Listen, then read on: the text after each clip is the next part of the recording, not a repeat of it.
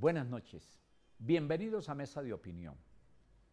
Este es un canal de valores y los homenajes y los reconocimientos a la gente se le deben hacer en vida, cuando todavía están suficientemente lúcidos para recorrer páginas de la historia de este país y de sus vidas, de su periplo vital.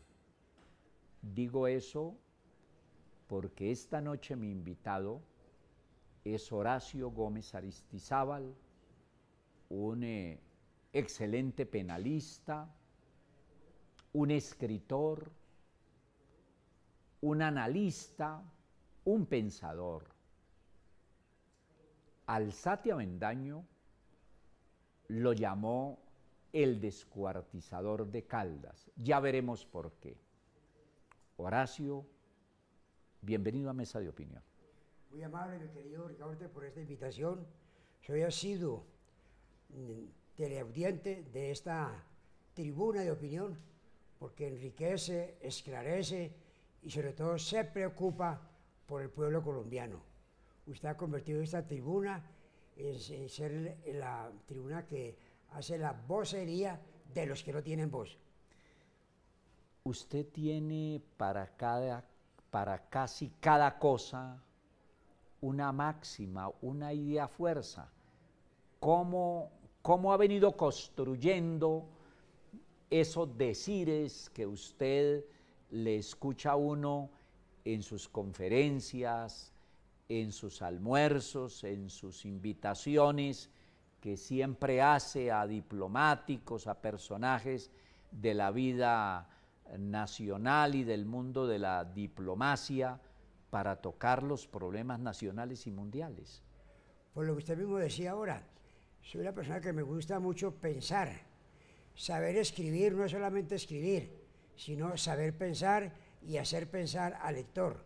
Entonces, cuando uno está en ese afán y en esa tarea de darle consistencia a lo que expresa, de darle contenido a sus mensajes, pues se preocupa, porque realmente debe haber algo de fondo y algo que impacte y que llame la atención. Siempre he dicho que es más difícil hacer apotegmas que hacer frases retóricas, vacuas, vacías, sin ninguna trascendencia.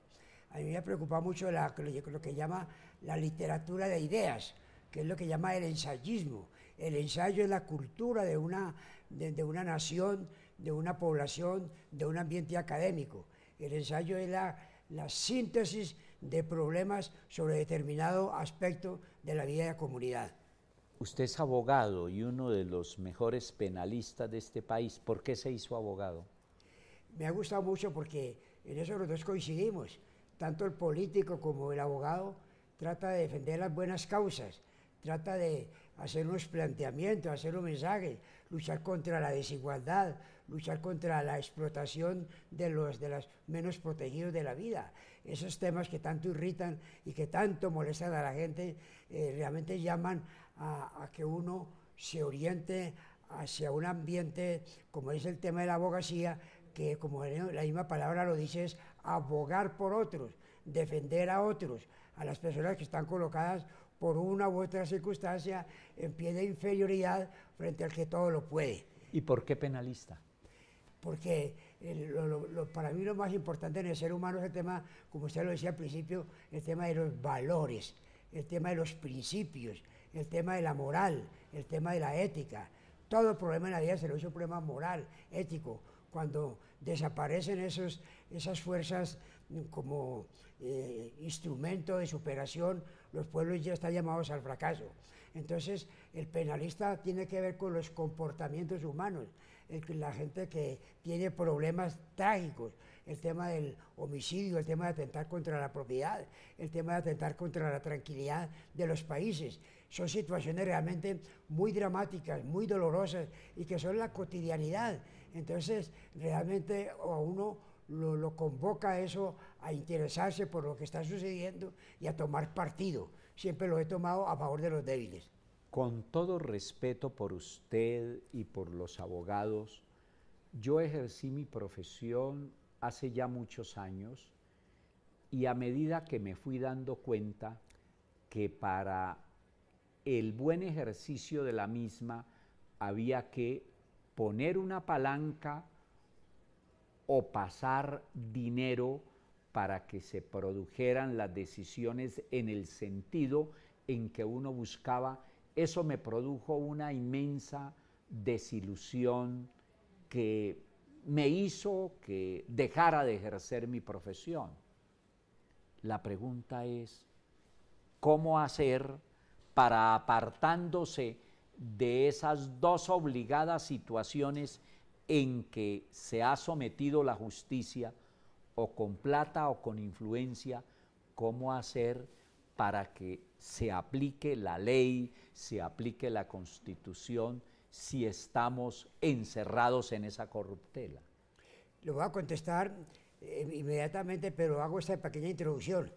Es tan grave ese tema de la corrupción que una vez le decía un juez de la costa a un juez de Bogotá, del sector andino, le decía, ¿por qué los jueces de Bogotá o del sector andino le dicen a los jueces de la zona Caribe que somos corruptos, que somos deshonestos, que traficamos con la justicia? No, señores, la única diferencia que hay entre un funcionario de la costa con un funcionario del interior es la siguiente: el funcionario de Bogotá le pide plata a una de las partes y el funcionario de la costa le pide plata a las dos partes para poder fallar en conciencia.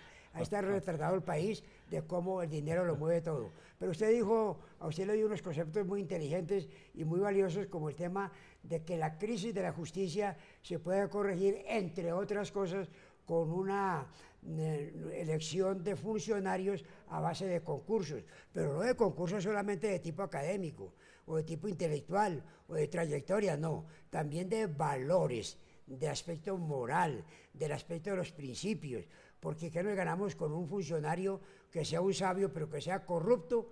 Yo he dicho que un código elaborado con trampas, con vacíos, con defectos, en manos de un magistrado íntegro como era Antonio Rocha o Darío Chandía, sale una sentencia luminosa que va a ser un paradigma y que va a ser un emblema. Y al revés, un código perfecto en manos de un juez prevaricador, de un juez deshonesto, va a ser el desastre y va a ser, y conduce eso a otra cosa, a la ley del talión, de ojo por ojo y diente por diente, porque cuando no hay justicia, la gente lo ejerce con sus propias manos. Usted siempre ha hecho política y siempre la ha hecho distinta.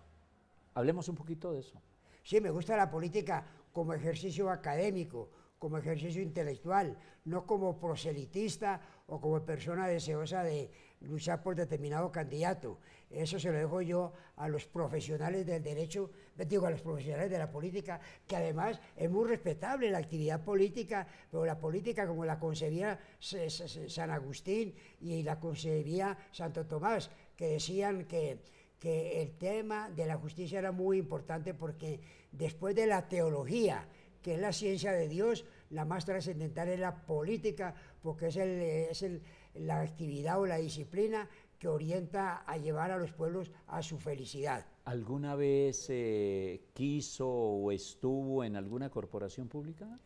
Sí, siendo muy joven, mi familia ha tenido posiciones destacadas en la política, en el eje cafetero, y me postulé siendo muy joven, me fue muy mal, y entonces me dediqué al ejercicio profesional, pero en esos días me llamaron para ser magistrado, lo fui a los 24 años de edad en Manizales, pero renuncié para dedicarme a este tema de la intelectualidad y al ejercicio de la profesión con un sentido humanista, con un sentido de ayudar realmente, de ayudar a la gente que lo necesita. Alzate, decíamos al comienzo, lo llamó el descuartizador de Caldas. Expliquemos eso. Sí, uno de los temas, como lo veníamos expresando a lo largo de esta importante entrevista, es que una de las motivaciones del ser humano para luchar, para asumir una actitud de beligerancia, es la desigualdad y las injusticias. En Colombia ha existido siempre lo que se llama centralismo político, lo que se llaman los gobiernos monárquicos o dinásticos que se instalan en las grandes capitales, olvidando a la provincia, olvidando a las regiones. Y entonces yo hice unos planteamientos de mucha importancia y decía yo que había necesidad de descentralizar, descentralizar es ceder poder. Hice unos planteamientos que tienen mucha vigencia hoy, y es que las sociedades se dividen en varios grupos. El grupo rural o campesino, donde está la riqueza agrícola, la comida, el petróleo, las minas, la ganadería, todo lo produce el sector rural. Sin embargo, en las capitales se encuentran lo que se llaman las clases consumidoras o metropolitanas o citadinas, y que era más importante el que produce la riqueza que el que la consumía.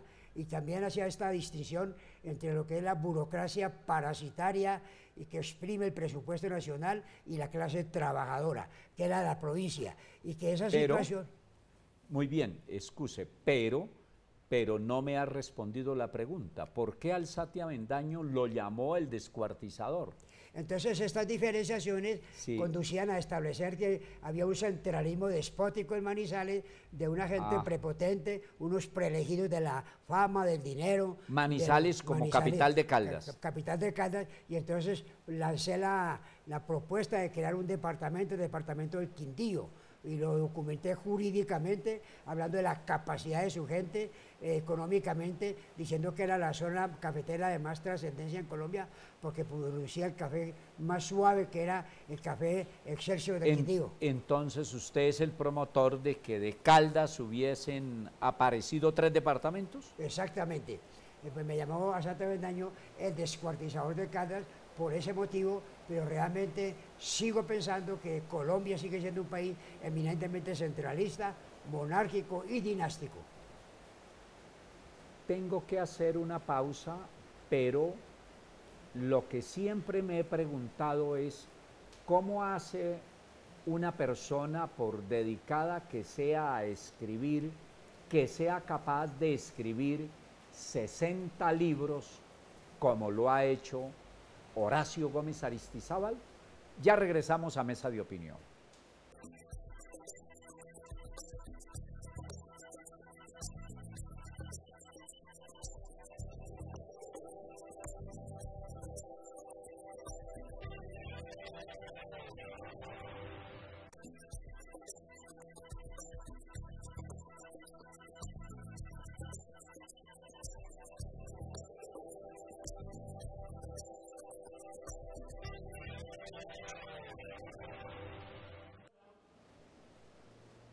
Regresamos a Mesa de Opinión en medio de una pertinaz lluvia.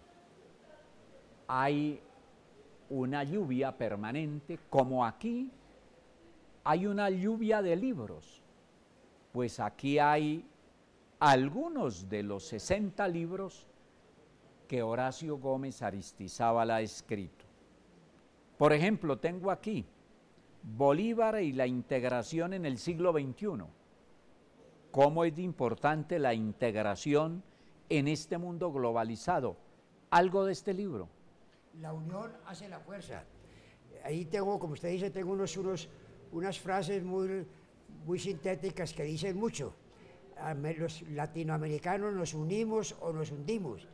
Doy el caso de México con Estados Unidos, que tuvieron guerras tremendas, hasta el punto de que hay una frase que dice: pobre México, tan lejos de Dios y tan cerca de Estados Unidos, porque Estados Unidos le quitó la mitad más importante, que es el norte de México, con las zonas petroleras más importantes de Estados Unidos, que antes pertenecían a México, por la división. Sin embargo, a pesar de esa división, se han unido entre Canadá, Estados Unidos y México, y se ha disparado el progreso.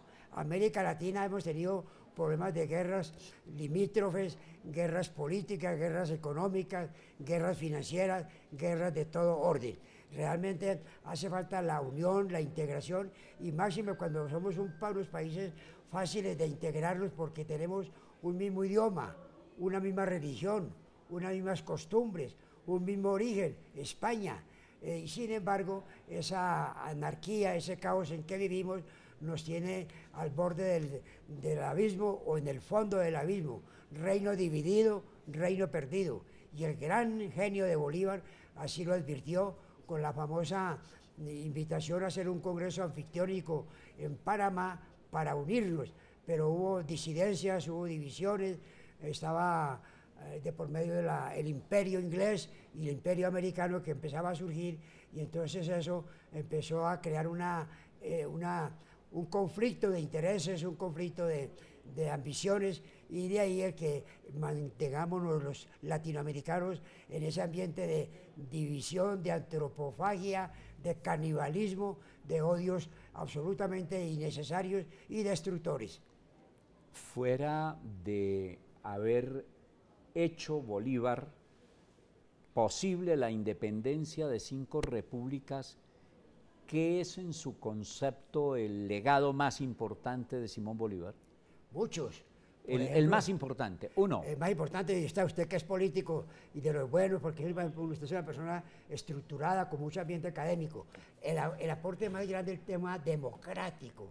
Cuando Bolívar creó las democracias de América Latina, solamente gobernaban las monarquías en todo el mundo, salvo Estados Unidos, que había logrado la independencia en 1876, y se hablaba de Suiza, pero todas eran monarquías, hasta la misma Francia. Francia, con la Revolución Francesa, pasó a un régimen republicano, pero todo el mundo era absolutamente monárquico, dinastías, gobiernos hereditarios, y Bolívar impone una democracia con la tridivisión de los poderes públicos, una rama para administrar justicia, una rama para gobernar, que es el Ejecutivo, y una para legislar, que es el Congreso.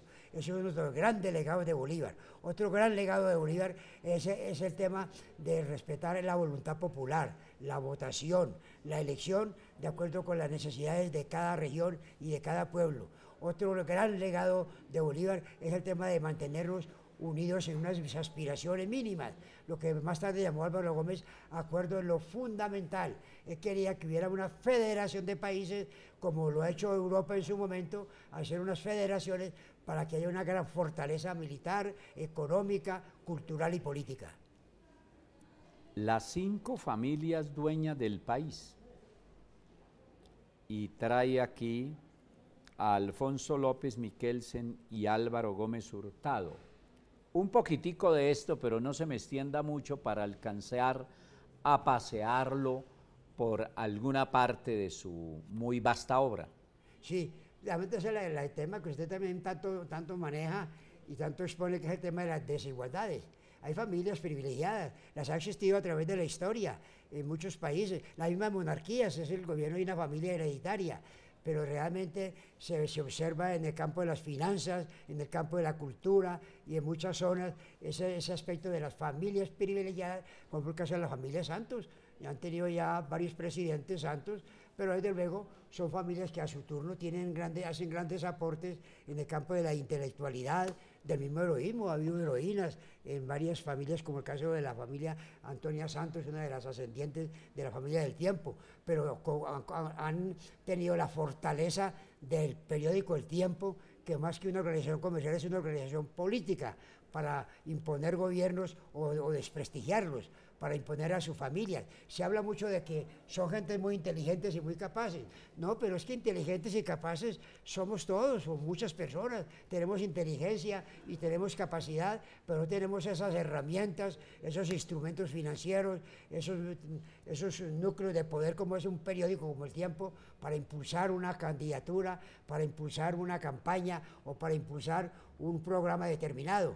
Entonces yo hablo mucho de esos temas de las desigualdades, que a veces son injustas y otras veces se explican. El caso de Álvaro Gómez Hurtado, el caso de Miguel Antonio Caro, hijo nada menos que de José Eusebio Caro, un gigante y un coloso de la poesía y de la cultura, fundador del Partido Conservador, y Miguel Antonio Caro, una persona que fue considerado de los sabios del mundo, una persona que a los 8 años ya hablaba griego, hablaba latín y hablaba varios idiomas y traducía las obras clásicas. Son familias que muchas veces se imponen por sus virtudes, pero a la sombra de esas familias importantes y esos retoños o ramas de privilegiados hay muchos ineptos e incapaces que se imponen. Ya hablábamos de que usted fue gestor del departamento del Quindío y le dedica un libro a su departamento. Así lo titula, el departamento del Quindío.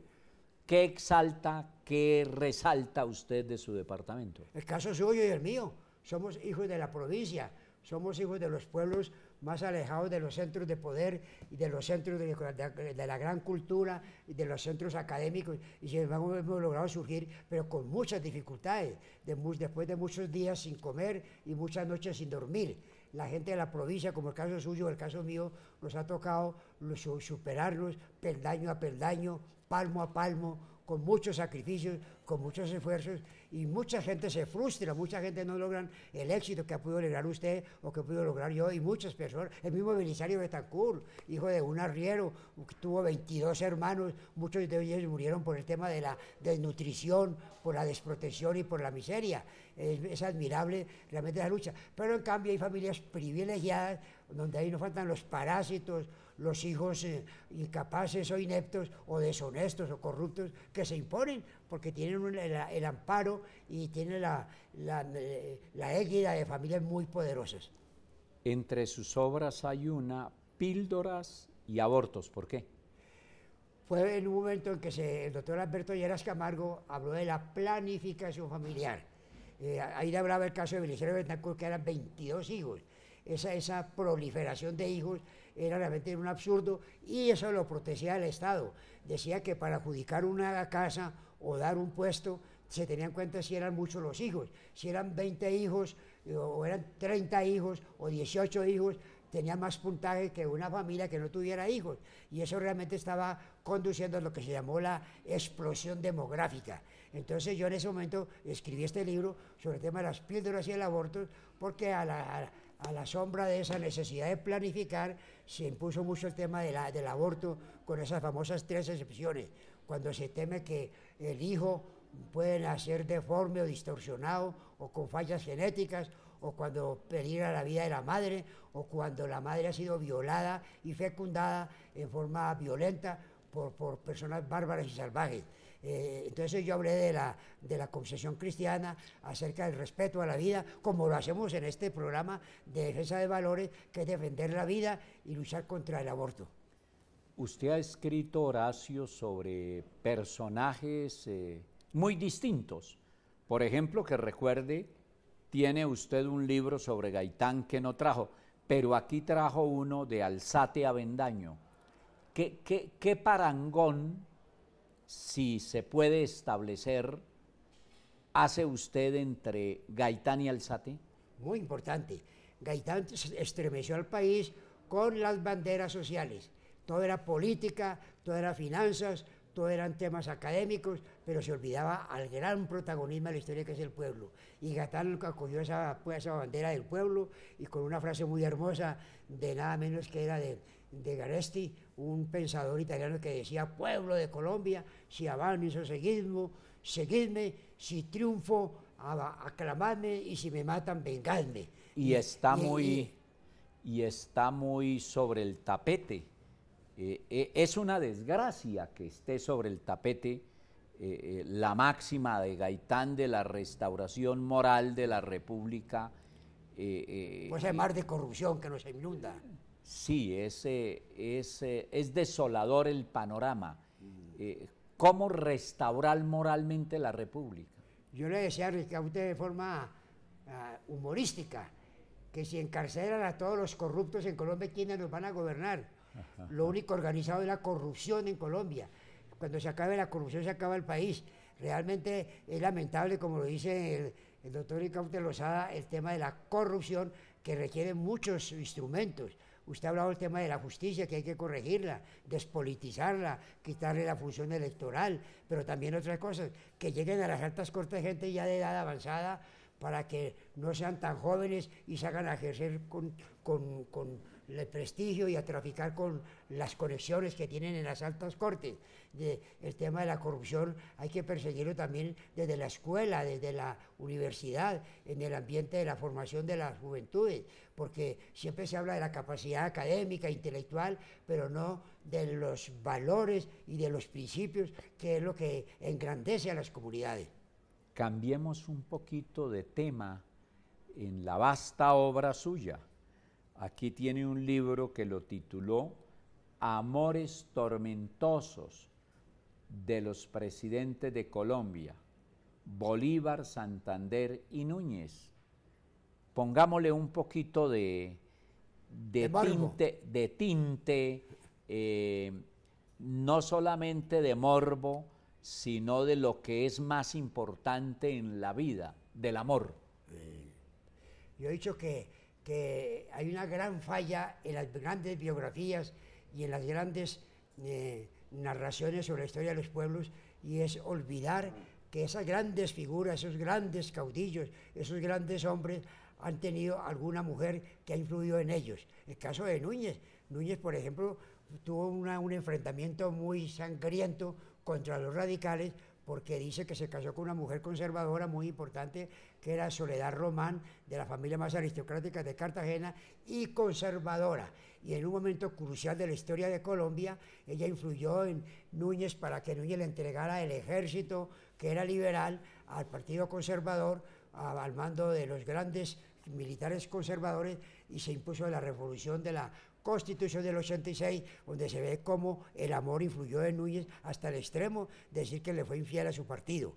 También el caso de Bolívar con Manuelita. Manuelita le salvó la vida a Bolívar en la noche septembrina. Ella le dijo: Bolívar, maestro, Simón, arrójese por esa ventana que lo van a asesinar. Venían 50 criminales a acabar con su vida, y si esa mujer no lo ilumina y lo incita a que se lance por la ventana, se hubiera cometido un crimen el más grande de la historia, que era asesinar al padre de la patria.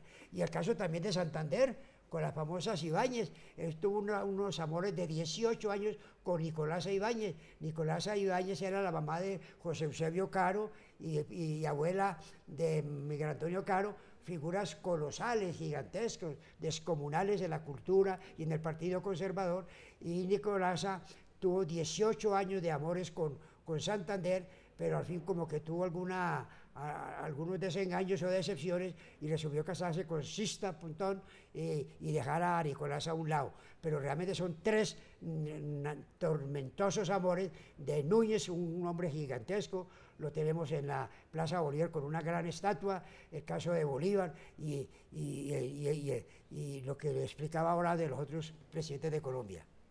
Una persona como Horacio Gómez Aristizábal, que ha escrito tanto y en tan amplios campos, sobre todo en materia de historia de Colombia, pues conociéndola como la conoce, vale la pena, después de una pequeña pausa, preguntarle qué es lo que más rescata de la historia accidentada, cruenta y de guerras de este país. Ya regresamos a Mesa de Opinión.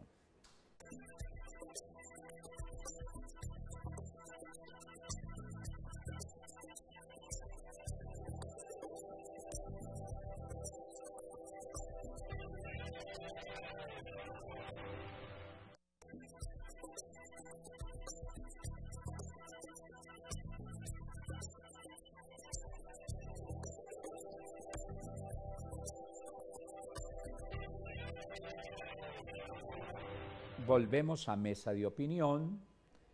Me encuentro con Horacio Gómez Aristizábal, hablando de algo de su importante obra y de su vida, porque reitero, los homenajes, los reconocimientos deben hacerse temprano, cuando vale la pena resaltarlos. Y había dejado planteado antes de la pausa que una persona como él, que tanto conoce la historia de Colombia, que ha sido la historia de las guerras, que ha sido la historia de las improvisaciones, que ha sido la historia de los pasos ciclotímicos de un extremo a otro, por ejemplo, de federalismo a centralismo, la historia de las equivocaciones, pero también, reconozcámoslo, de los aciertos.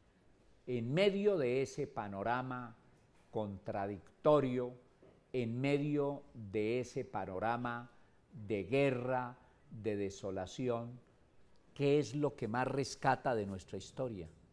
Bueno, usted ha planteado un tema muy importante en algunos libros suyos y en algunas conferencias en universidades que yo he tenido oportunidad de escuchar, como en la Gran Colombia, usted leído unas conferencias y en otras universidades, pero realmente es el tema del regionalismo y el centralismo. Eso tiene unos antecedentes de mucha importancia. Cuando los españoles llegaron a América encontraron que había una enorme cantidad de tribus que hablaban dialectos diferentes, que tenían la guerra de unos contra otros, y los españoles con mucha inteligencia acudieron a aquel principio de que reino dividido, reino perdido. Estimularon esas divisiones y fueron dominando así un grupo de españoles muy bien armados, con perros muy feroces que se los lanzaban contra los indios para lograr dominar todo un continente, un puñado de casi de kamikazes o suicidas que eran esos conquistadores, frente a una naturaleza tan inhóspita, llena de animales feroces, con distancias inabarcables, en fin. Y entonces vemos cómo esa división estimulada por los españoles se prolongó a través del tiempo y del espacio. Usted ve cómo las regiones caribeñas son diferentes a las regiones andinas o del interior, en la cadencia de la voz, en los alimentos, en las costumbres, en la manera de ver la vida, y eso fue lo que condujo a que cuando se obtuvo la independencia de Colombia, Camilo Torres empuñara la bandera federalista diciendo que había que respetar el autogobierno de los caucanos o de los antioqueños o de los caribeños y de los bogotanos. Y a su turno Nariño quería imponer la bandera centralista, la bandera de un gobierno que girara en torno a Bogotá. Ahí empieza la lucha de centralistas contra federalistas. Y entonces, pero eso se concreta ya en la historia reciente de Colombia en dos grandes hechos importantísimos, que son la Constitución del 63, que organiza un país federativo, un país municipalista, y que produjo muchos problemas porque se le fue la mano en el sentido de que cada departamento tenía un ejército, tenía sus propios códigos, tenía su propio Capitolio regional. Como exageramos tanto el federalismo, como usted bien lo advierte, ¿le cogimos miedo al federalismo de pronto? Yo soy federalista y municipalista, pero en lo administrativo. En lo político debe haber una unidad, debe haber una cohesión, debe haber un gobierno realmente que represente a todo el país, porque este es un país muy disperso, un país muy desintegrado geográfica y humanamente, y hay necesidad de la autoridad central, pero en lo político. Yo participo de sus ideas territoriales, pero en lo administrativo, en lo económico, en lo fiscal y en algunos aspectos, pero no en lo militar, no en lo político, no en lo gubernamental, porque realmente debe haber una autoridad que simbolice la unidad nacional. En los puntos medios parece ser donde más se puede conseguir lo conveniente. Por eso el punto medio entre el exagerado centralismo que hemos tenido y el exagerado federalismo que tuvimos podría ser la regionalización.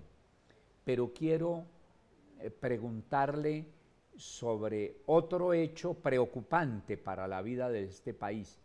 Es que hemos vivido en una permanente polarización y actualmente esa polarización sí que es notoria. ¿Cómo combatirla? Bueno, eso también es una cosa compleja y no tan fácil.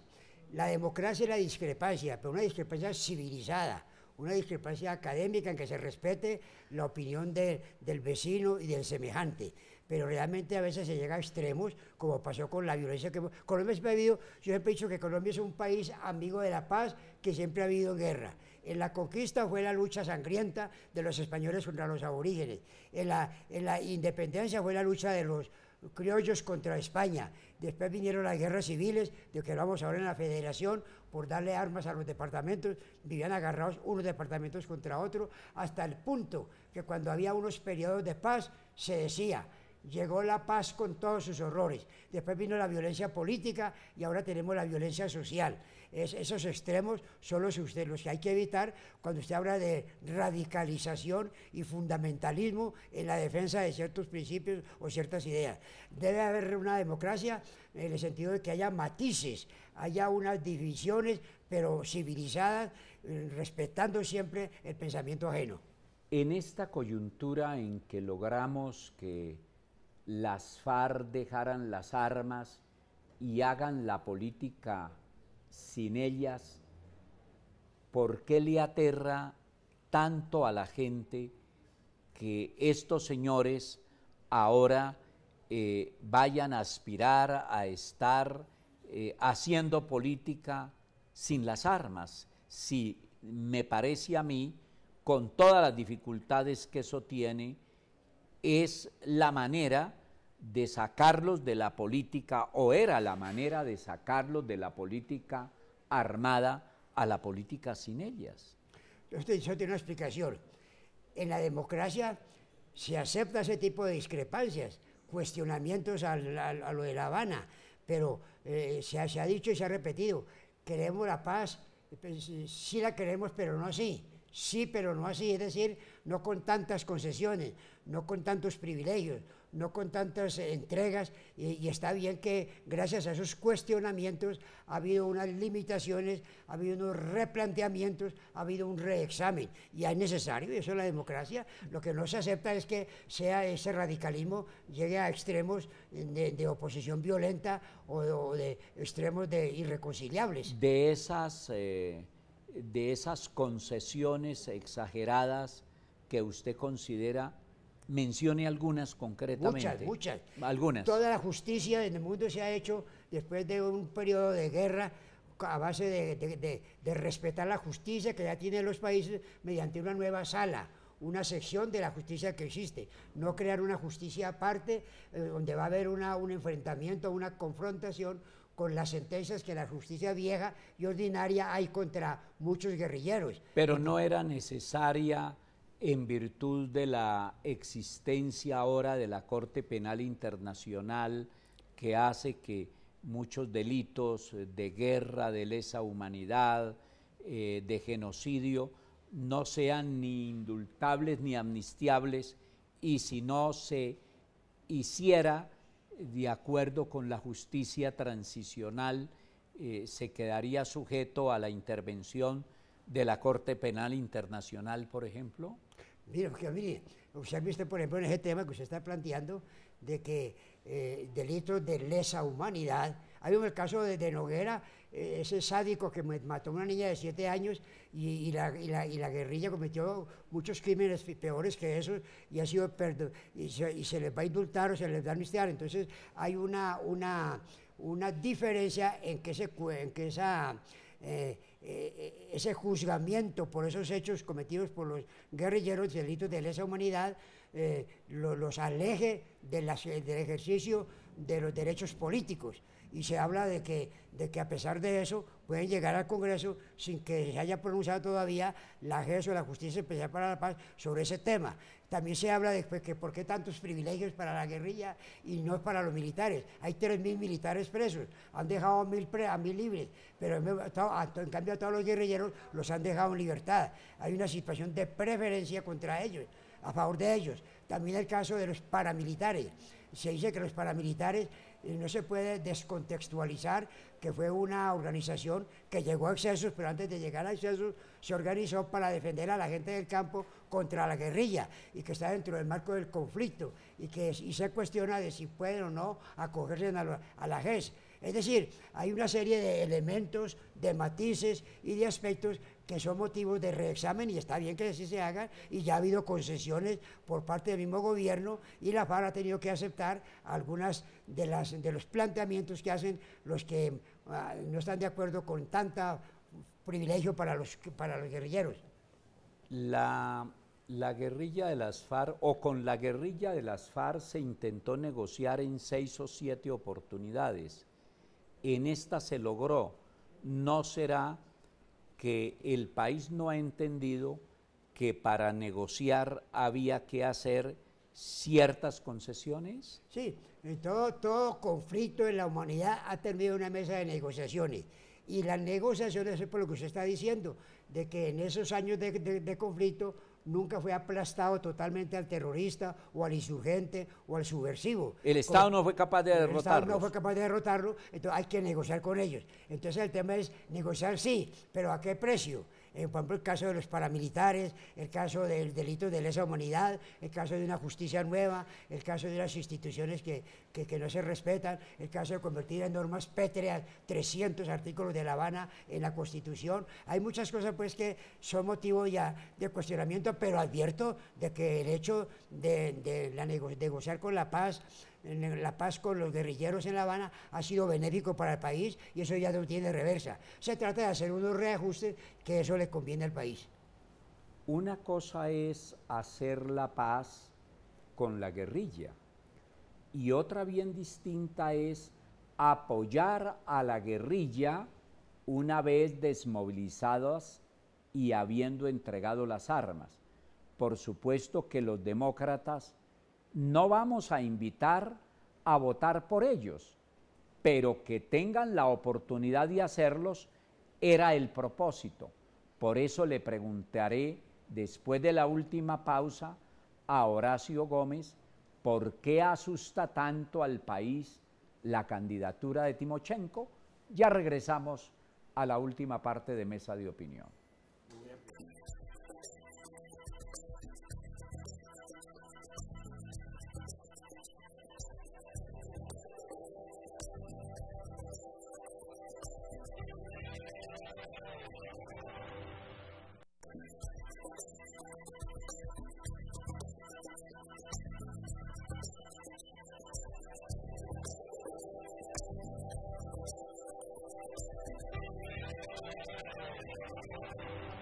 Regresamos a la última parte de Mesa de Opinión. Me encuentro con Horacio Gómez y le había dejado planteada esta inquietud. ¿Por qué temerle a una candidatura de Timochenko si primero los colombianos, que entendemos que tanto daño le causaron al país las guerrillas de las FARC, no estaríamos en condiciones de apoyarlos, pero sí debemos seguir en condiciones de que puedan hacer política sin armas? Sí, yo estoy de acuerdo con usted en ese planteamiento, pero lo que dije hace un momento, la paz sí, pero no así. Se dijo que se respetaría cierto juzgamiento y cierto tratamiento jurídico al problema de los crímenes cometidos por la guerrilla. Y si Timochenko tiene más de 100 sentencias condenatorias por la justicia ordinaria y la JES todavía no ha decidido la situación jurídica de él, puede ser prematuro el lanzamiento de la candidatura de él. Ese puede ser uno de los motivos de cuestionamiento de que... pero ese es un problema de ellos, de que se equivoquen en la estrategia. Sí, eso ya. Segundo, si hay temores con la FARC, porque hay mucha división en Colombia, hay mucho desprestigio de la clase política y está muy dividida en los partidos tradicionales. El Partido Liberal dividió en 3 o 4 grupos, el Partido Conservador lo mismo, y la izquierda unida, y de pronto hasta la misma FARC, unido con la izquierda, puede dar sorpresas, como ya lo ha dado en Bogotá, 3 alcaldes de izquierda que por la división de la derecha ya ha llegado a la alcaldía. Y el caso de Chávez en Venezuela, que por la corrupción de la clase política llegó al gobierno. Y como esto Timochenko han defendido mucho el modelo de político y fracasado de Venezuela, tienen temores, pero realmente a mí me parece que la democracia es eso, hay que dejarlos que hagan política respetando lo que se haya acordado en La Habana y el pueblo decide si quiere votar por él. Pasó ya con Navarro tenía muchos cuestionamientos y nada menos que el genocidio del Palacio de Justicia, y sin embargo fue constituyente y candidato a la presidencia. ¿Cómo compara la lluvia que nos ha acompañado en este programa con la lluvia de ideas que usted ha planteado a lo largo de su vida en sus libros? Sí, yo he tenido un tema que es el tema de la disciplina. Yo me levanto 4 o 5 de la mañana todos los días a trabajar y a la 1 o 2 ya he hecho la jornada de 2 o 3 días, dedicado a mis libros, a mis investigaciones, y por la tarde atiendo los casos de rutina, los pleitos que llevo, que los manejo con un grupo de abogados que me ayudan y con otras personas que hacen parte de mi equipo, y así he logrado dar grandes rendimientos y libros que han tenido hasta 4, 5 y 15 ediciones como Diccionario de Historia de Colombia o El Procedimiento Penal, y otros libros que han sido muy útiles para la clase académica. ¿A la Gran Colombia qué servicios le sigue prestando? A la Gran Colombia le seguimos prestando grandes servicios como ser el presidente de los abogados egresados, que al fin y al cabo una institución vale por el rendimiento que producen sus egresados.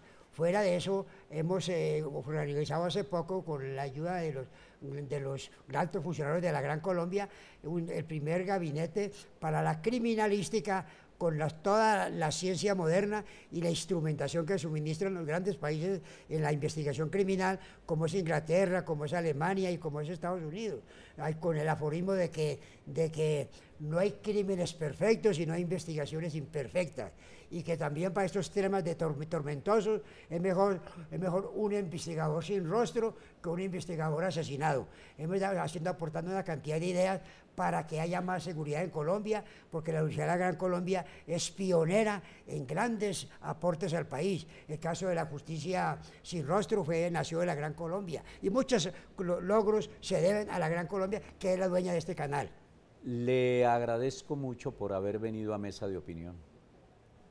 A usted por darme esta oportunidad, porque realmente aquí vienen las grandes personalidades de Colombia, y usted de forma muy inteligente los pone a discutir y a hacer controversia sobre lo que interesa en el momento a la nación colombiana.